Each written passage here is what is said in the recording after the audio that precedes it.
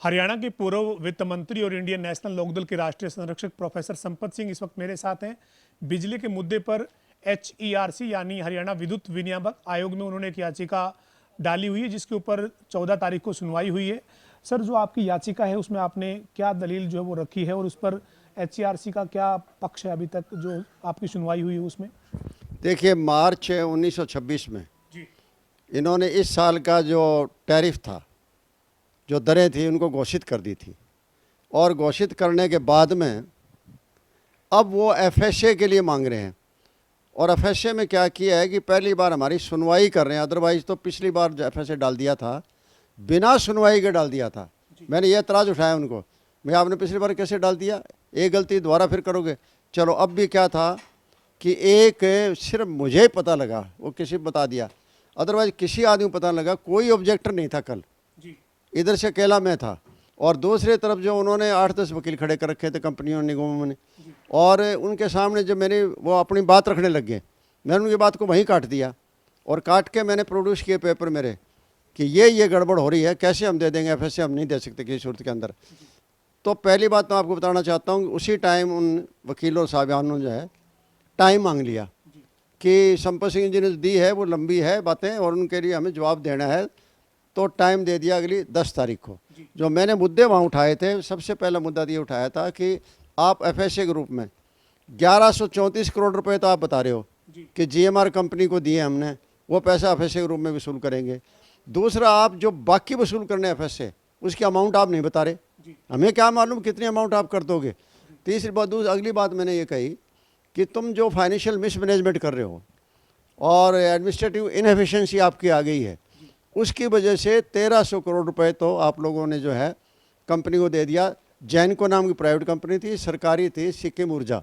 सिक्किम ऊर्जा ने अपने शेयर जो है 60% जैनको को बेच दिए थे, प्राइवेट कंपनी को। उनके बेचने के बाद जो हमारा 2006 का एग्रीमेंट था बिजली खरीदने का, जब वो प्रोजेक्ट जो है बाढ़ में बह गया था, हमने वो समझौता 2018 में रद्द कर दिया। उसके बाद वो रेगुलेटरी कमीशन से, सेंट्रल से अपना बहाल करवा लिया है कि पैसा हरियाणा कंपनियां देगी।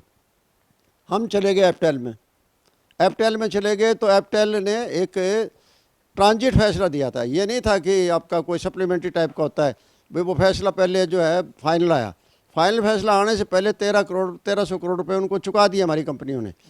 और उसमें क्या था कि पहले जितने भी काम ऐसे हुए हैं वापस देने के पैसे, वो हरियाणा सरकार और हरियाणा मुख्यमंत्री और यहाँ तक कैबिनेट तक के हुए हैं फैसले। और इसमें केवल अफसरों ने अपने लेवल पर कर दिया, बल्कि ऊर्जा मंत्री जी कहते हैं कि हमें पूछना चाहिए था, कंपनियों में गलती है, हमने उस अफसर को बदल दिया।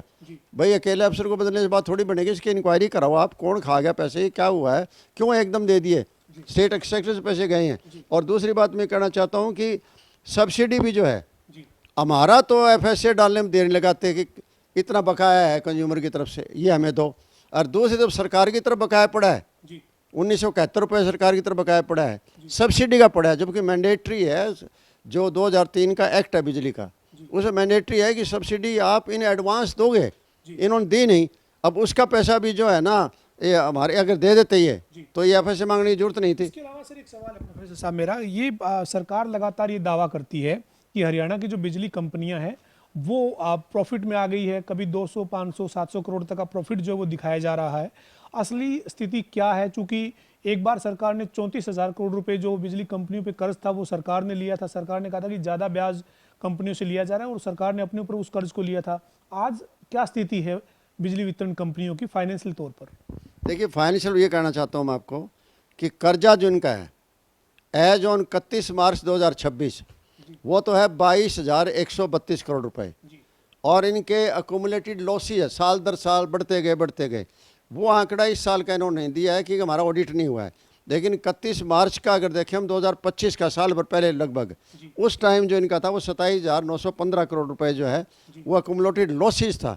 तो मेरे समझ में नहीं आ रहा कि जब सरकार ने 34,000 करोड़ रुपए उदय योजना निकाली थी और वो 2016 में निकाली थी।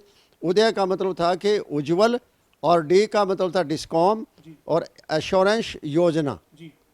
उदय मतलब हो गया, तो उदय का काम उदय कर दिया उन्होंने, उदय की बजाय रात को अंधेरा कर दिया एकदम।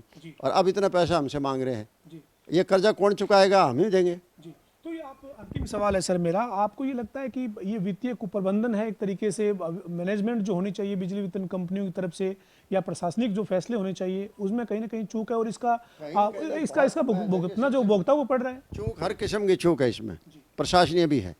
आप 3-3 4-4 महीने एक एमडी रखते हो, वो क्या सीखेगा? थोड़ा बहुत उसको पता लगे उससे पहले उसकी बदली कर दोगे। और 2-2 निगमों का एक एमडी बना देते हो आप, हिसार भी और यहाँ पंचकुला भी। अब क्या वो चक्कर काटने में लगा रह जाएगा? इनकी एफिशिएंसी बिल्कुल नहीं है। और मैं ये कहना चाहता हूँ कि 2223 करोड़ 2263 करोड़ तो आपको कंज्यूमर को वापस देना है। 2020-21 में आयोग ने फैसला किया था, 2020-21 में, पुरानी बात है ये। और टैरिफ के जो डायरेक्टर थे उन्होंने ऑर्डर किया था कि कंपनियां जो है 2263 करोड़ रुपए कंज्यूमर को देगी, उसमें 700 करोड़ तो सरकार का देना था, क्योंकि सरकार जो सब्सिडी के रूप में पैसा देती है वो उन्होंने एफएस से माफ़ करवा दिया था, किसानों का भी और छोटी कैटेगरी और लोगों का। उसके बदले सरकार को कह दिया कि 700 करोड़ इनको दो, सरकार को दे भी दिया उन्होंने, लेकिन कंज्यूमर का तो वापस नहीं किया अब तक।